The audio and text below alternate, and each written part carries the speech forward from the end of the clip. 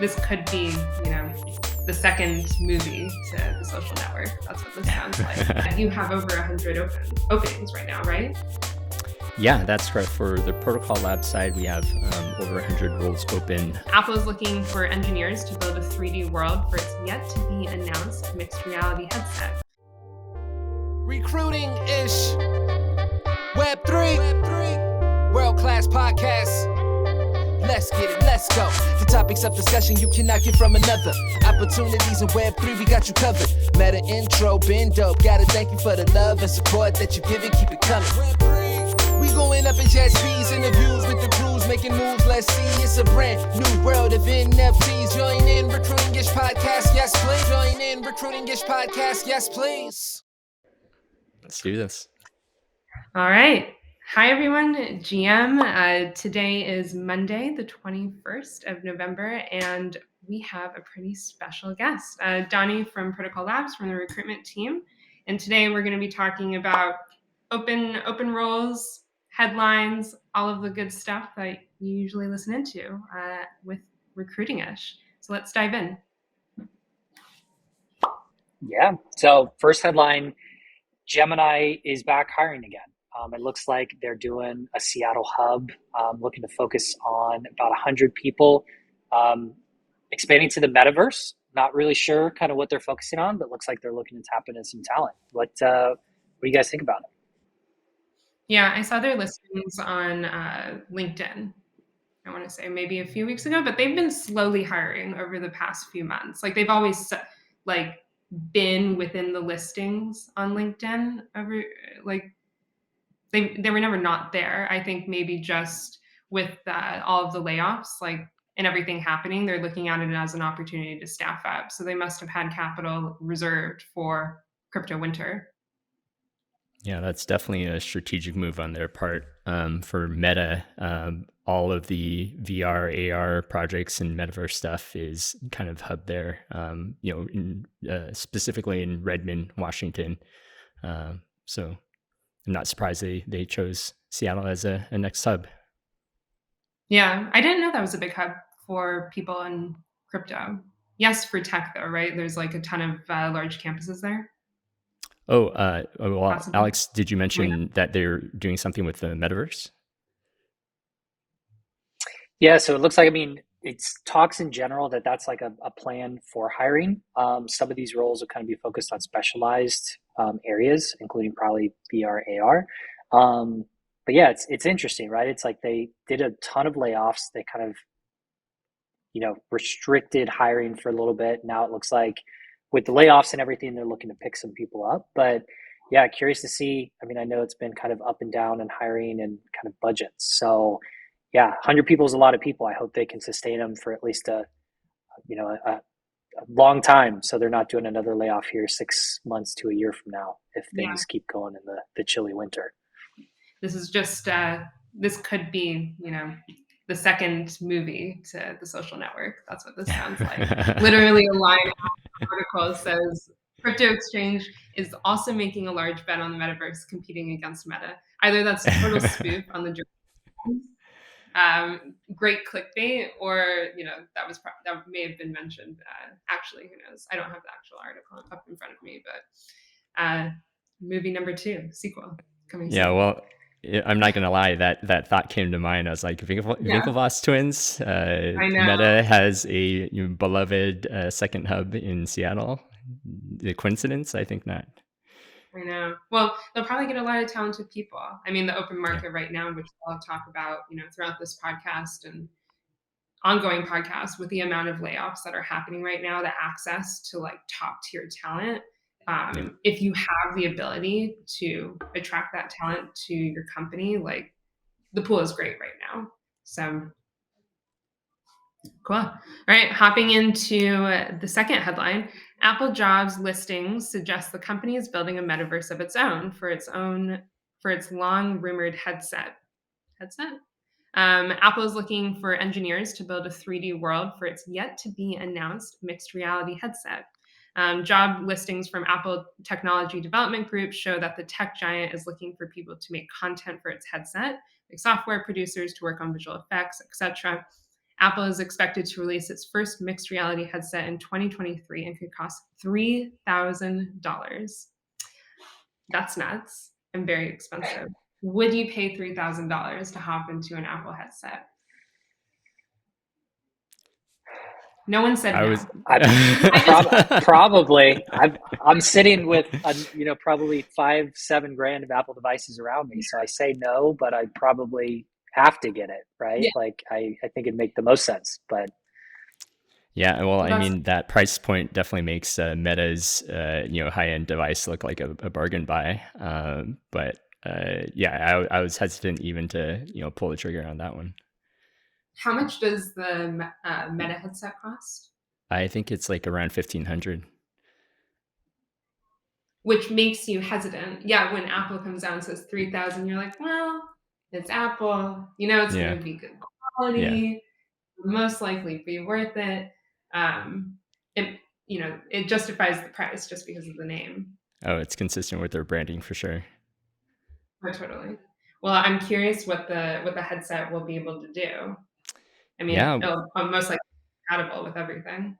Yeah, well, I worked in the AR VR research side of the house for Meta for quite a number of years, for 3.5 years, and we did a lot of research into kind of what Apple is up to. They keep a lot of things on lock, but if you hop onto some public websites called Patently Apple, you can kind of see all the patents for Apple in this space, and they have some pretty incredible technologies coming out. One of them, I was just looking at it earlier, was they have a patent for AR VR headset that uses dynamic focus 3D display that projects images directly onto the retina.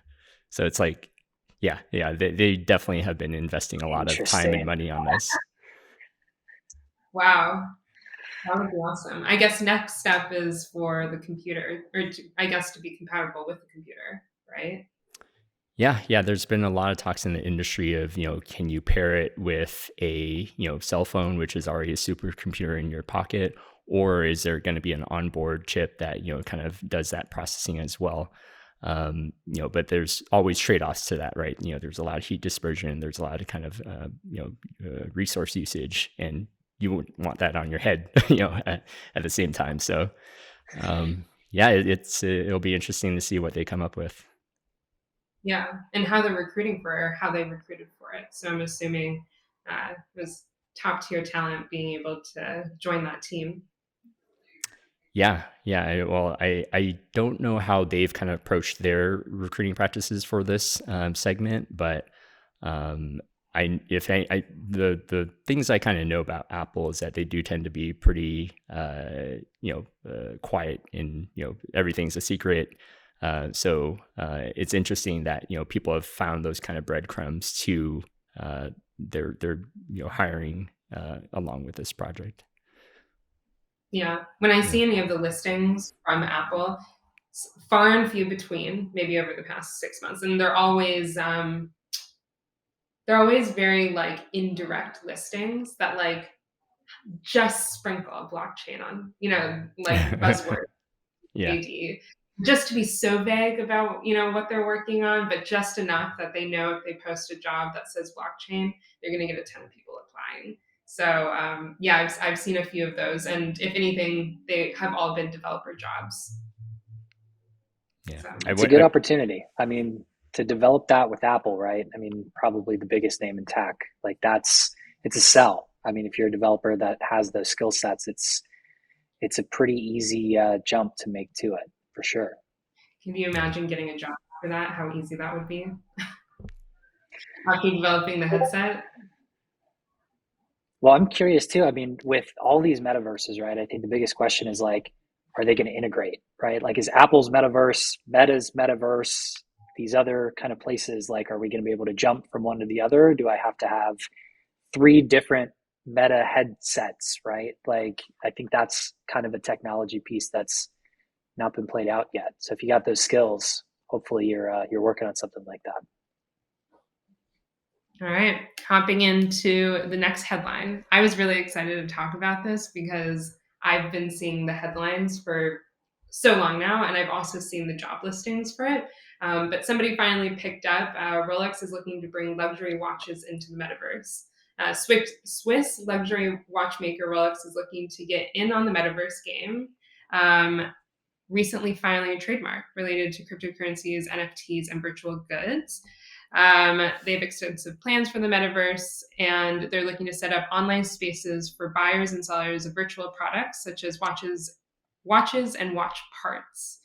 And they will be going to market by product placement and online games. This is like not new news with companies coming in and doing stuff like this. I mean, I went to like the Vans virtual world on Roblox, which was super awesome. You can buy like, the skateboard and get the IRL skateboard version.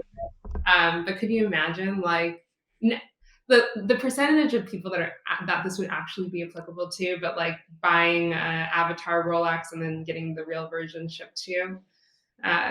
Small portion of people, I think, that actually have enough Robux to be able to afford that. Yeah, I mean, it sounds like a pretty smart move on the part of these companies. If I think about the pandemic, some of the biggest kind of winners out of the pandemic were luxury brands. Like they continue to grow, they continue to gain market share from high end customers, and so. Yeah, to kind of now translate into the NFTs and the metaverse and everything, it seems like they're trying to kind of future-proof their business and get a piece of that early. Children of the next generation, making sure they want to buy Rolexes too.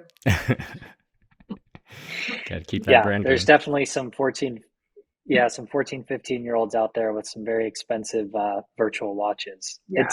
It makes sense. I think, the big piece here that applies is for luxury brands like the counterfeit market, right? Like, does an NFT give you the virtual good that you can kind of show off in these metaverses, but also does it validate that your watch is real, right? Like, I think there's a huge, application on that side, as well as like, if you want to sell it, like, does this become a marketplace that you can sell physical and digital goods kind of all in one place? Watches are expensive. You definitely don't want to get rugged when you're buying one. So hopefully they kind of build these things well, but Rolex is an established brand. So it's showing that the technology's definitely not going anywhere, I think, if anything. Over the past week, the two companies that popped up on my timeline that were new to staffing up for Web3 related roles was Dick's Sporting Goods. They're staffing up like crazy right now. That was hilarious. But makes sense, but interesting, like as a large retailer, not like a specific like sports brand, if you will, trying to make that transition in. So maybe you'll be able to go to Dick's on Roblox one day or Decentraland. Or maybe they're building out a virtual park. Maybe they're looking at like partnering with brands like, the NFL or NHL, something like that. And then my favorite, Crocs is hiring for the metaverse. That was a good one. Yeah. Did you see me tweet about that? I did see the tweet. I was like, oh my gosh, virtual Crocs, buy every pair I can find. Oh my God. Could you imagine just going through like a Crocs virtual game and you're getting NFT? What are those things called you put in the Croc? Like little. Oh, like whatever the little tab. edition pieces are. Custom. Yeah. You're the game and you're like collecting the NFTs like Super Mario style, and like you get the real version sent to you. Genius. I love it. So that was exciting. But I was tweeting, I was like, I feel like I need to start a Twitter thread of just like weird companies that I'm seeing, but like genius and makes sense, hiring for Web3 related jobs. So TBD. All right. Well, those were our three headlines for today, but super excited to have our guest here. Our guest is from Protocol Labs, and I will have him give us a quick intro, and then we will go in and ask you all the questions that job seekers probably should have asked you during their interview. So I will let you take it away. If you can give us a high-level overview of who you are in relation to Protocol, and maybe a little bit about your background, because your background is super interesting and you have a deep career or past career, full career within hiring. Yeah. Would it be helpful if I kind of gave a TLDR for now, or would you want me to go long form? Because once I get talking, I can get going pretty long here. So Let's do the TLDR. okay, sounds good. Well, yeah, at Protocol Labs, I'm talent acquisition team on a specialized team that's acting as a VC talent arm for the entire Protocol Labs network, which is an ecosystem of over 500 companies in Web3 that are being supported by Protocol Labs, obviously some other kind of backers as well. But there's another kind of unifying element of all these companies building on top of Protocol Labs primitives like IPFS, IPLD, Filecoin, multi-formats, Blue P2P, and things like that. So yeah, it's an incredible space to be in. There are so many different companies that are solving real problems with new technology. Everything from DeFi to NFTs to zero knowledge, gaming, the Metaverse, decentralized talent networks, data integrity. The list keeps on going on and on. It's a pretty incredible ecosystem to be part of. Before that was, as I briefly mentioned, was part of the Meta Reality Labs AR/VR research hiring team. And I guess in between that, I was a director of talent acquisition for a fintech startup, and then before Meta was at Google, kind of building out the Seattle Kirkland offices. Just for their Gen Suite pipeline, also hiring for engineering managers. Wow. Well, I think before we dive into the questions, which Alex, I'll let you take the first few. Something that I feel like now we need to ask just every episode. What did you want to be when you grew up, when you were 10 years old? And did you think you'd ever land in recruiting? I felt like my career goals were kind of imposed on me by my parents, kind of your typical Asian American upbringing. I was supposed to be a doctor, and so I kind of followed that path for quite some time into my junior year in college until I realized I'm just not making the grades to make this happen. And so I kind of followed my passion into English and ended up getting a minor in medical history and ethics, one credit short from getting a chemistry minor too. But for me, I got completely lucky and got into a systems analyst role with a Fortune 500 logistics firm here in Seattle called Expeditors International.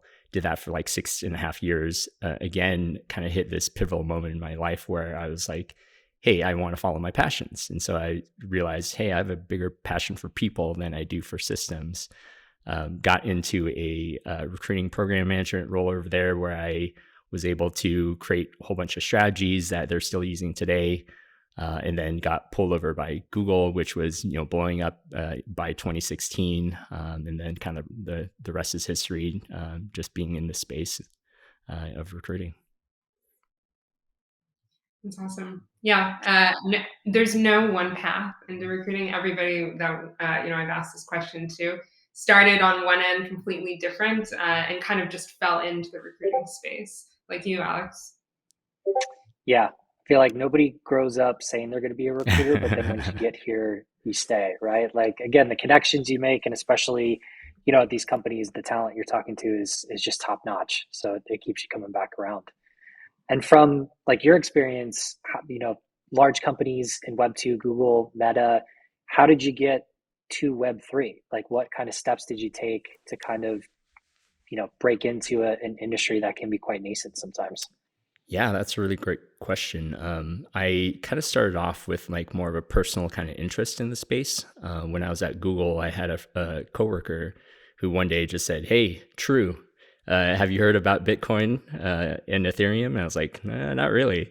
And so I was like, I tend to be a very curious person, and so like, of course, I get down this rabbit trail of research, and I look at Bitcoin, and I'm like, digital gold, that's not super exciting. But when I looked into Ethereum, I think that was what kind of sold me on this this blockchain technology was, there's a functional purpose to kind of building things out. There's new apps and technologies that can be built on top of it. And so just had a very surface level kind of experience there. Invested a sizable amount and made it big from there. But then fast forward, I didn't really think about it too much. Like I've always kind of, paid attention to maybe a few kind of sound bites about the industry since then. But it wasn't until I left my last startup that, I really dug into, just kind of fell upon Protocol Labs and realized what they were trying to build. Learned about, moving things from a location addressable kind of system to content addressable data on the internet. Learning about interoperability between blockchains such as ours and Ethereum and Solana. And it's like, wow, there's such a vast amount of projects and resources and technology. And so, it was just really about making connections and kind of pursuing those rabbit trails of curiosity that I just kind of personally got pulled into. I think I was personally really excited when you said yes to being on this podcast, because over the past few months, as companies have reduced the amount of open vacancy, if there were 5 companies that I had to name within this space that actually went the complete opposite way and were like, I'm staffing up today, you would be in that top 5. Your Protocol Labs would be in that top 5. So with that being said, you have over 100 openings right now, right? Yeah, that's correct. For the Protocol Labs side, we have over 100 roles open. If you kind of expand that to the Protocol Labs network, and I can share the link with you guys in a little bit here, but it's really a representation of over 500 companies that are hiring on the current job board. We're striving to be the world's largest Web3 job board. And currently there's over 100, startups of varying sizes. There's nearly 450 positions that are open within the network as well. And so not only are we continuing to grow into 2023 for Protocol Labs, we're also growing the entire Protocol Labs network. That's amazing. With all of that happening in the background, with all the companies that are building with you and internally staffing up, you have something called Lab Week, right? That's like also running on the side. What is that for people that don't know, and how can you join? How can you use that as a catalyst to be noticed, to get hired if you want to work for Protocol Labs and the companies that are within the ecosystem? Absolutely. Thank you so much for bringing that up. It's still fresh in my memory because all of us were in Lisbon, just a few weeks ago, attending Lab Week 22. And for us, that's just a amalgamation of conferences and events that we've thrown for the entire community. It's open, we are open source first by nature. And so not only do we kind of host Lab Week, which is a smattering of different Web3 movements and spaces and events for people to gather and have conversations. We had a event hosted by our Metaverse company, Mona. And so they had NFT artists come up and talk about the impact they've been able to make and the empowerment that they get from building on an open metaverse. We had a fascinating conversation around the DeSci space, decentralized science. How do you gain better insights through data that is historically nearly impossible to make sense of, due to privacy rights and everything, right? And so how do you use blockchain or how do you use Web3 technologies to solve for that? We in the talent space, took advantage to just have these massive networking events and other kind of conferences to really promote the growth in this space. On top of that, we do try and connect Lab Week with other kind of initiatives. Like we have a Launchpad program that's basically a 6-week onboarding program provided by Protocol Labs to help transition people from Web 2 to Web 3. Filecoin Lisbon was hosted there. There's IPFS Camp. Other partners like Ethereum, had a conference going on in Lisbon.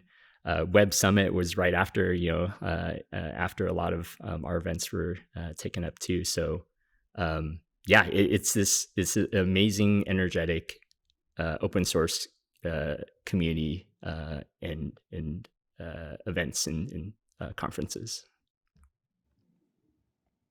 So it definitely seems like crypto winter is not slowing you guys down, right? If anything, you guys are kind of doubling down on the network effect, it sounds like, in this kind of almost family of brands, which is really cool. It's a awesome approach to, again, extend the reach that you guys have.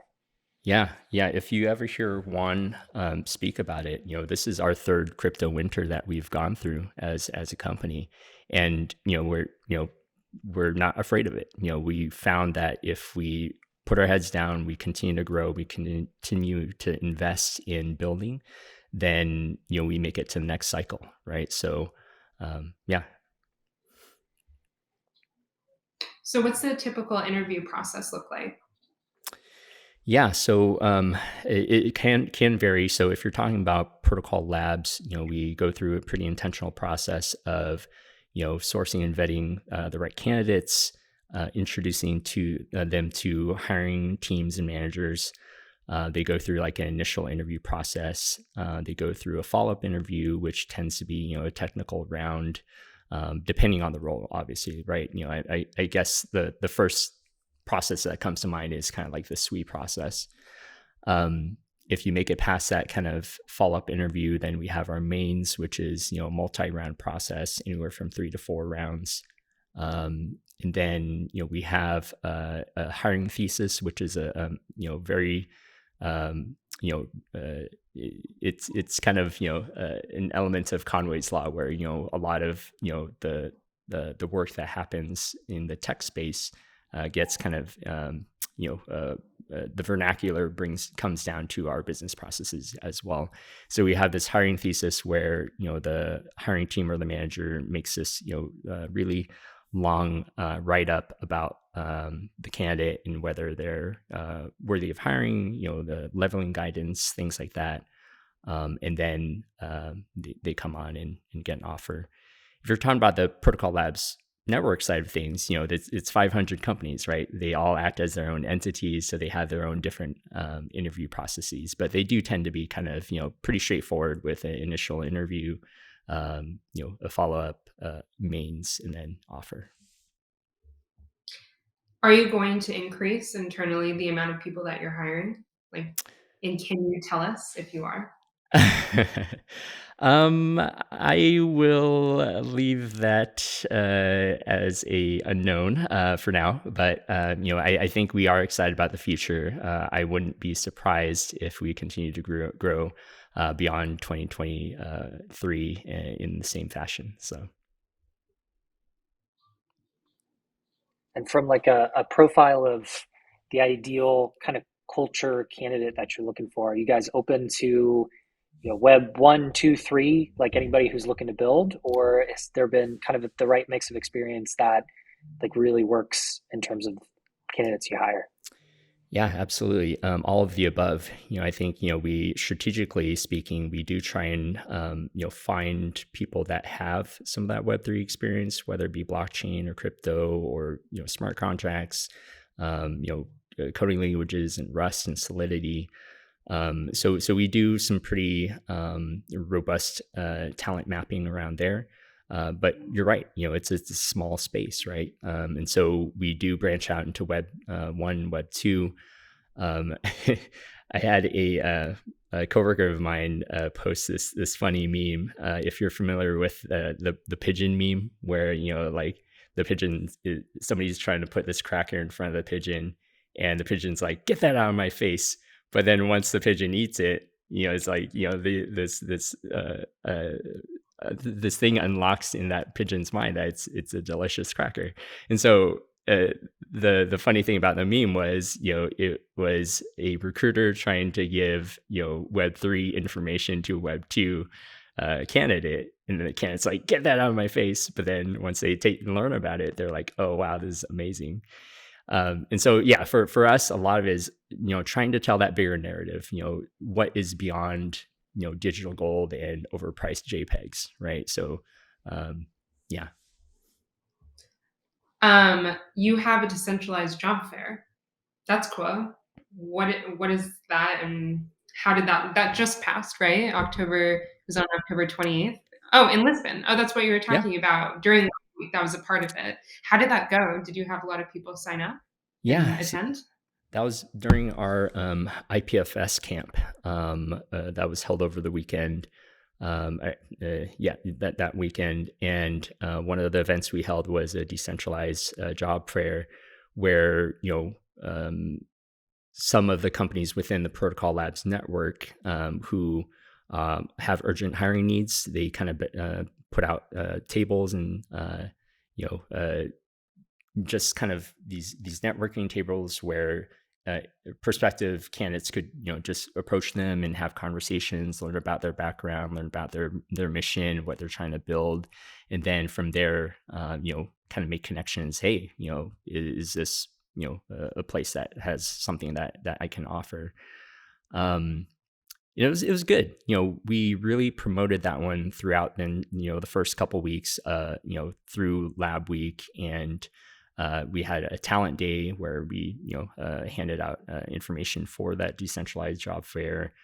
Even at Ethereum Lisbon, we had, all these, flyers and cards that we were trying to bring people over to have those conversations. I don't know exactly the turnout or the postmortem, the findings from the postmortem from that event yet, but I know in general we had some really great conversations. It's great if you have the opportunity as a job candidate, if you have access to those events, or the opportunity to attend those events, because it can really be beneficial for an individual to get that one-on-one face time, even if it's for 2 minutes, and the booth is crazy and everybody's trying to talk to the recruiter, but just to have that opportunity to get that quick face-to-face time to say like, hey, I'm a candidate, I'm looking for a job, I'd love to work at Protocol Labs, like these are my skill sets. Because we're in such a remote world right now, that opportunity doesn't quite exist as much as it used to. Yeah. And so if you have the opportunity to attend some of these like crypto conferences like Lab Week or whatever, and we're going into the conference season as a candidate and you're looking for a job, you should definitely take the opportunity to do that. I'd also be curious for anybody that was there if there was anything that specifically stood out in the candidates that they met, like networking tricks that people did, anything that somebody said to stand out in that recruiter's mind. Yeah, that's a really good question. I think I think you kind of said it best earlier. It's like it's in these events that you have like these human connections, right? Often, what I hear from many people and observedly through my experience in the recruiting industry, it's very transactional, right? You just like say, here's my resume, here's my salary expectations, what can you do for me, type of conversations. But if you can actually sit down with somebody and talk about your motivations, what you're passionate about, the things that really get you going and makes you wake up in the morning and you want to work on it. What are those things, and can you communicate that effectively and honestly with a recruiter? I think those are the conversations that remind that stick in my mind is really those purely human connections. Yeah, I would agree with that. Like the conversations I remember as a recruiter are not, what's your background? Tell me your story. It's like, hey, what do you think about the industry, right? Like, let's talk about where this is going, the projects, like stuff like that. I feel like the conference circuit is great for that. Like, even if, you don't have crypto experience, you can kind of show your skills and, like you said, have like a true connection. That's not just like PFPs shit posting on Twitter and like LinkedIn, right? It's like you can kind of like dive into it and then, show kind of your skill set, whatever that is. That's really cool that you guys are focusing on that. Is there anything coming up that you guys are going to be at, or that you want to kind of plug to maybe get some people to? Yeah, I can't think of anything offhand right now. I wish I had kind of looked into that a little bit before this conversation, but it's definitely something I can send to you guys later, and hopefully you can kind of link it in the description or something. But I'm pretty sure we have some really great opportunities coming up. So we have one question from our community. Do you follow up with candidates if they don't pass the first interview to give them feedback? I do. I know it's not something that all recruiters do, but I think again that's something that just aligns to me personally as a person, and what I want to establish as my personal brand is to be that person that advocates for people, right? Oftentimes, I've been on that side of the table before, where it's like I've gone through an interview, I thought it went well, but then without any sort of feedback, was rejected, right? And so I really empathize for folks in that situation. So yeah, in any opportunity where a candidate does directly ask me, hey, is there anything I could have done better? I'll see what I can share with them and make that known. Cool. Well, with that being said, the last thing that I want to close out with, which is new for this episode, Alex, I didn't give you any heads up that we're going to do that this surprise. episode. So we've been doing giveaways associated with each podcast. And for this podcast, we want to do one fun fact about Protocol Labs. And in order to win the podcast, you have to hear it here first. So what is one fun fact, either about the hiring process for Protocol Labs or for Protocol Labs in general, that most people wouldn't know, or is surprising, or something underneath that whole category? Okay. I'm putting you on the spot too. Sure. I'm trying to think of a fun fact. I have interesting facts that come to mind already, but a fun fact. Oh, actually, this one's really cool. One of the founders in the PLN is Jonathan Dotton, and he is also known for being a consultant for the show Silicon Valley, where they ended up having this really cool plot line talking about decentralized storage networks, and he was actually a huge part of that. And he came, after that show ended, he came back and founded a couple of companies called Starling Lab and Equity Lab.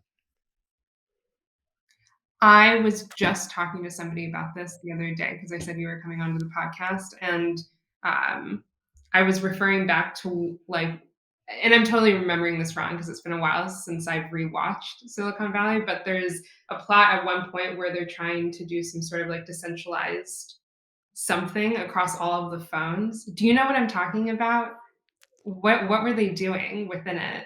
And it was hilarious. Maybe it was Bachman's idea or something, or do you know what I'm talking about? Or am I totally rambling? I have to be honest, I never finished out the series. I got to season 3 or 4 and then kind of, lost track of it. But, just kind of hearing secondhand, I knew that there was a plot line about, decentralized technology, but I don't know exactly, what it was that they built. Alex, do you know what I'm talking about? I remember parts of it. It's been a while. I mean, I think the funniest thing for me when I watched that show was I was watching that not in tech. I was in an agency. And then when I came to Coinbase, all the terminology and TLDR and dog fooding and all this stuff that was on the show, I was like, oh, this is real, right? So it's good to hear that there was somebody from the industry to make it authentic. And again, it's it makes you think, it's kind of founded some projects that were similar to what was going on. Maybe that was the ideation phase. Who knows?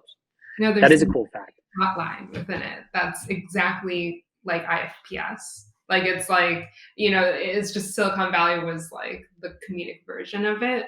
I rewatched Silicon Valley after starting my first startup, and everything made sense in it. Like down to the VCs that they were talking to, down to like the conference circuit, to like ideating with the team, and then the founder leaves, and then, you know, the team is upset, and, you know, everything about it was like so spot on. So yeah, I echo. Great that they had actual consultants, because you could tell that there were definitely people that were advising on the project that had gone through every single bit of building a startup from beginning to end. So great show for anybody that's listening. Definitely recommend. Hopefully they come back and do a reboot, because that would be great. Just the crypto version. Oh God, that would be that's in the works. I'm sure there's somebody writing the crypto version of that right now. Yeah, for sure. Somebody's definitely writing the FTX story. That's going to be the next Apple like series. Yep. Well, and also I got to ask you, Donnie, you built a house? I saw this on your LinkedIn when you were kind of in between roles, that you built a house. Like, fun fact about you, I guess. How did you manage to do that as you were kind of in between roles? It wasn't within that same time frame that I built a house. It's been a almost 5-year journey, actually. We bought some land here in the Seattle area in 2018. And still not fully finished. You know, I'm sitting in it right now, but you know, we have some landscaping and some external stair work that we need to do before the city lets us move in. But yeah, it started off with how would I say this? A naive idea, grand idea to build a house. I sold my wife on the idea of, hey, you know, like we were looking at houses in there and we were like, oh, we like this, but and then I was like, hey, what do you think about building a house? And we'd get everything that we wanted, and, you know, finally won her over. But then, it's been a beast of a project. 4 years later. Recruiter by day, builder by night. That is quite the trade. That's cool. Well, Donnie, thank you so much for taking the time to come on and talk to us about Protocol Labs, about your background, you know, talk through the headlines with us. If somebody wants to apply to a job at Protocol Labs, where do they go? Yeah, you can go to jobs.protocol.ai /jobs. You'll see all the positions that are open for Protocol Labs, as well as the entire Protocol Labs network. Awesome. Well, thank you so much. And thank you for tuning in and for listening to episode 3 of Recruiting-ish. I'm Lacey K. And I'm Alex C. And we'll chat next week for our next guest. See you then.